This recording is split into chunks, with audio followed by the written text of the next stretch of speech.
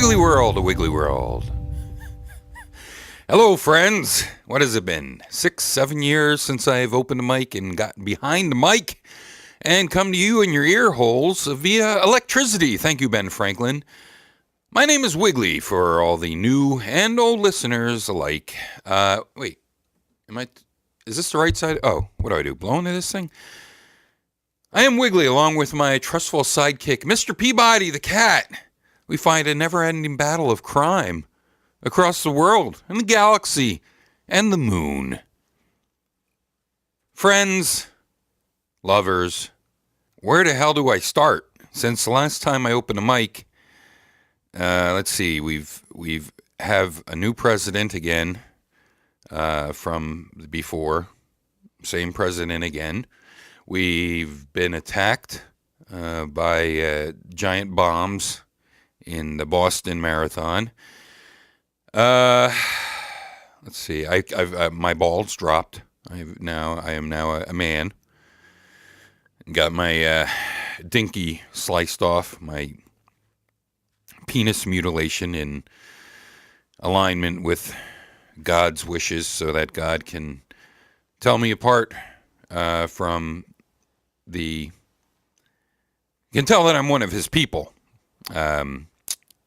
Zipporah came by, Moses' wife, and cut off her own son's schmegma, touched it to my wiener, and then God no longer wanted to kill me.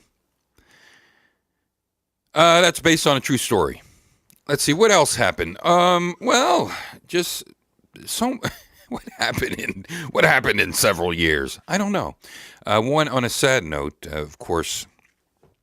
Gerald V. Casale's lends me or gifted me, or allowed me to use a piece of the Devo song, A Wiggly World. And on A Wiggly World there, one of the... I think the most influential drummer on me, now I say this not as... necessarily someone that I listen to drum and say, that is inhuman. But definitely a drummer that had such a unique style and was one of the drummers the only drummer that I would drum along to on my discotheque record player, especially the day my baby gave me a surprise. Somehow that's in the title. And that song and the drums on that song is what I would practice over and over and over again on my drums up in my attic Fonzie apartment room above my parents. So Alan of Devo died this past June of stomach cancer, and he was 58. And it's just, it's one of those sad things. Now, for him, it doesn't, he's cool with it, because he's no longer a person. However, for the people, his bandmates, his friends, and the people that he's touched, he's surely going to be missed. He left Devo after 10 years because he felt he could no longer expand artistically. And look, I've left many, many projects because I felt there was no more room for me to expand artistically. Now, I think my situations were a little different in that I didn't really have a group support. I was a lone person, and the workload had become too much for me, and I couldn't offload any of it. That because I had to do so much work, I didn't have room to create new branches of that work because I was too busy doing the same old grind. There was just no room left in order to expand. Now, he had creative differences because they were switching more to the Fairlight and the electronic drumming. But he did when I saw them, he did electronic drumming, and then for one or two sets, and then they came out with the more acoustic version of the band, which was lovely, and I'm delighted I got to see them. I just give myself a little boost here. I don't know. Did I blow your earballs out? Sorry. So that happened. The current situation of the United States government is probably what pushed me to make a show today. Well, first of all, I wanted to make a show today, but my sleep patterns have been they've been shit. And today I woke up after 11 because I was up until, I don't know, 4 or 5. And being up till 4 or 5 is okay. It's something I used to do quite often. Sometimes I would, stay up for a few days.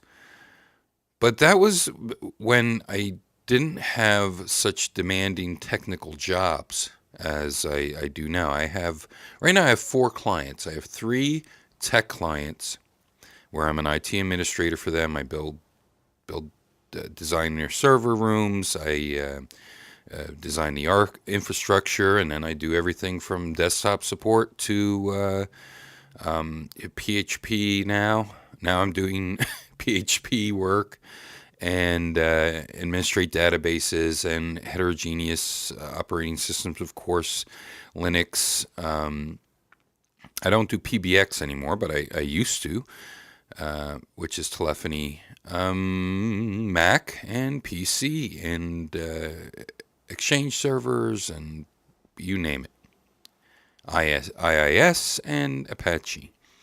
And things that interface with Apache. DAL servers, digital asset library servers, which use their own version to interconnect with these things.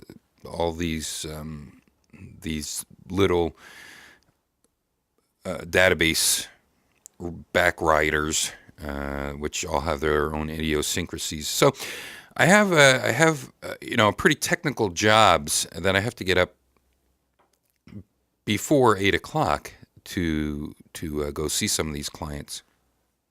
So these sleep patterns now for a 47-year-old man, and maybe I shouldn't speak for all 47-year-old men, but there does come a point, and I'm sure the age cutoff or the process somewhere there in aging lends itself to no longer being able to pull off the all-nighters and be okay and be fully rational, fully functional the next day. So when I call them fuck-ups, when I fuck up, that usually means one thing, and that means that I stayed up far too late the previous day. And then I get tired. My body can't take it, and I either pass out or I need to take a nap at some point.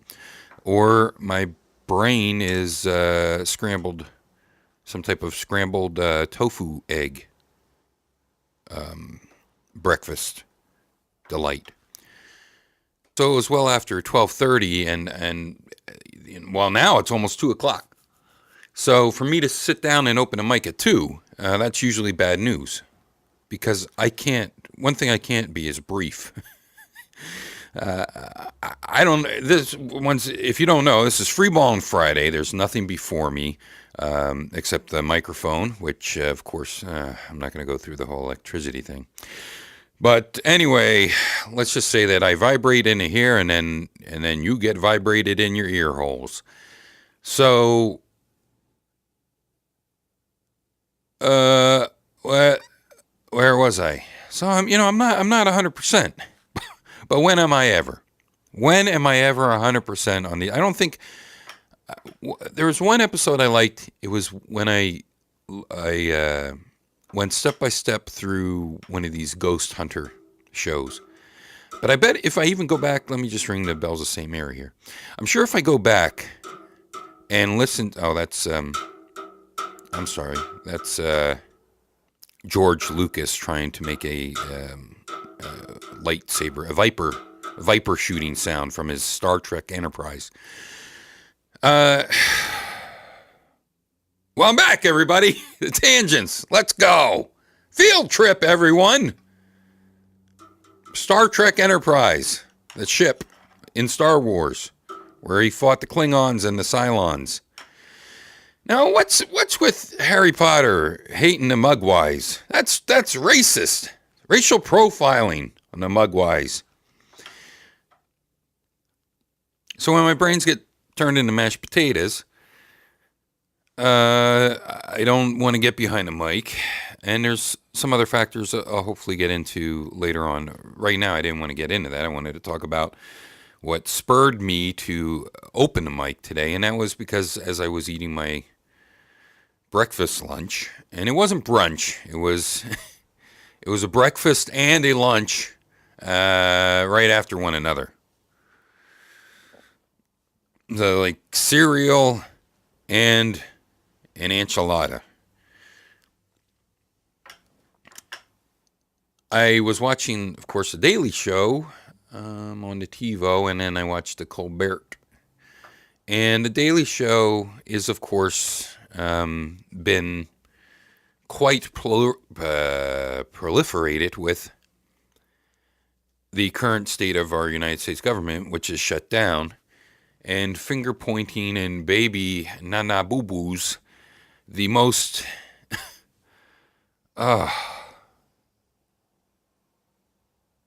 I have to take a dramatic pause here so I don't, jump out my window and all that would happen is I'd probably break my legs, except if I landed on my head, then I'd be fine. But it is just so incredibly frustrating for anyone that is above the age of 7 to have to hear anything coming out of the mouths of the GOP and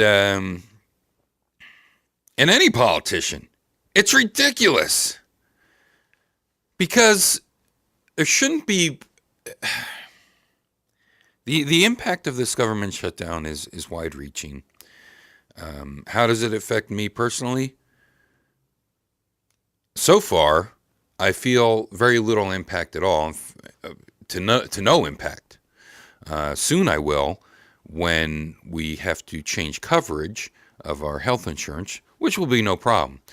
But it's sort of like all or nothing. It's all feed in or all feeds out. But the nice thing is that we won't be stuck with in-network anymore, which means that if you had health insurance, you're fortunate enough to do that, which I didn't have for 5-6 years until I married Chiz. You took a policy out, and then unless it was, like a $1,000 a month policy, you pretty much were stuck with whatever doctors or doctor conglomerates accepted your insurance. So that was called in network, and then you had out of network. In case you're from another country and don't realize this, we have a lot of international listeners to our show, friends. So we have to think about our foreign nuggets as well. I can't believe I just said nuggets.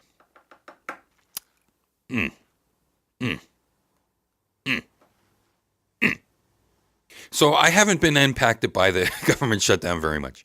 I probably will be. And I know it has to do with some taxes things going on, and I don't even want to get into that right now because I want this show actually to be a little more digestible than my 3-hour shows that I do.